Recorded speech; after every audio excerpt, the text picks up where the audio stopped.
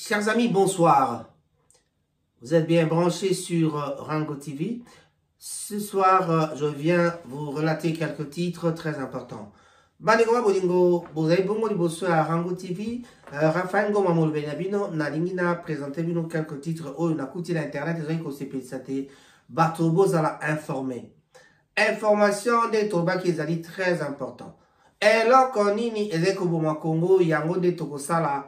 Résumé nasuka ya titre si ma kotanga titre na ko développer binonde na loba eloko nini zeko boma Congo pona nini Congo ezana pasi eloko nini analyse personnelle mais jambote to que na la banalise wana nako betela bino masolo ya mboka d'une façon générale. Que se passe-t-il dans mboka Congo?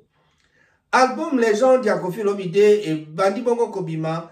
Kasi Koffi katina album wana abimisi nzembo moko na titre ya avec rap kombo na yango Biberon. Na katina nzembo wana ba musicien ebele oyo ba ebani ba seleyo ba to ebele ba betaki katina yango na kotanga na bino mwa ba kombo na sima yango nga. Beni, un militaire a abattu ses deux compagnons d'armes. Militaire boka bomi baninga na yemi bale ba compagnon na ye armé. Baninga basimba kaminduki na ye. RDC lisusu balobi na Sénat est adopté mon rapport sur projet à loi oze koloba makambo ya code pénal congolais na maematali na mami maematali répression ya retraite ya bato. Donc baze bon kutala makambo ba retraite ya bato. Ndenge lokola bato mosusu pe baze ko pongama pona ko kenda na retraite. Mbula soke pusani baboya kayango tata bomoni moto nzoto kwa jeune mais boye bakate soka sa leki mula wana akozaka ka pension batata babama bandeko masolo ezeko koba mondial ya 2022 Qatar a éliminé de sa coupe du monde va éliminer Qatar bango moko na coupe du monde na bango bawela ki ko corrompre batu po bazwa coupe du monde beta na Qatar kasi bango moko baza éliminé toko beta moi lisolo moke pour la baïbalingaka sport. Sorti la légende de Tropique, Koffi Olomide à recevoir soutien. Il y a Ferregola, soutien, il y a Inosbi, Célio Scram, na Samarino, ba moi, ba musicien, Bazali et Belé. Na Beni 20 cas, il y a cambriolage nocturne et comme il recensé, na Sanza Oyo, il y a novembre. Donc, match Ezali Mabe, Kuna na Beni. Assemblée nationale, Makambao le grandalité, présenté Assemblée nationale, présenté par Molendo, Sakomi, projet à loi pour Maïmatali, régime foncier, paix immobilier et régime yaba sûreté déclaré recevable. Donc, régime foncier et immobilier. Donc, et le cas qui n'a parlement, donc, programme Molène doit présenter qui est commis recevable, c'est-à-dire Bandimi Yango.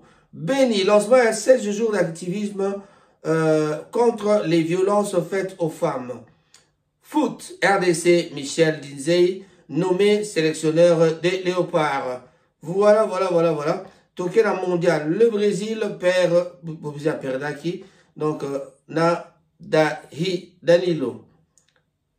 Père Neymar et Danilo. Voilà. Million y a smartphone Android est commis vulnérable. C'est Google qui le dit. Vulnérable pour la Nini Tokotala. Ferregola pèse 2 millions d'abonnés sur Instagram. On fait comme on a 2 millions d'abonnés. Ferregola, en tout cas, Salamakasi. Oyebi Mosala, Zainayo, Katilanzoto, et Zali Kambo Yako Lobate. Donc ça, moi, commentaire dans quelques titres nés dans le baki. To banda dans l'Ikamboya. Koffi Olomide, Boti Bongo, Katazo, Bimisa, légende. Mais album Mango a juppé soutien à l'artiste, pour le quoi, Célio. L'artiste Koffi Olomide s'est illustré dans rap, à Kabati Bongo, na chanson, na titre, il y a Biberon. Le titre Biberon, extrait album Légende. Le grand Mopao a dévoilé que vendredi, le 25 novembre 2022, que album Naye, volume 1, a bien dévoilé qu'il volume 1 album Naye. Donc, il a reçu les forces de la part de nombreux artistes. Oyoya, tels que Gali Garvey, Inosbi, Ferregola et Célé Scram. Donc, à Joaquin, moi, soutien à Batora, c'est-à-dire moi, featuring Naba Tebele. Donc, tout le légende, et Zali Naba, featuring Ebele Naba, dit moi, ma solo, Yamalamu.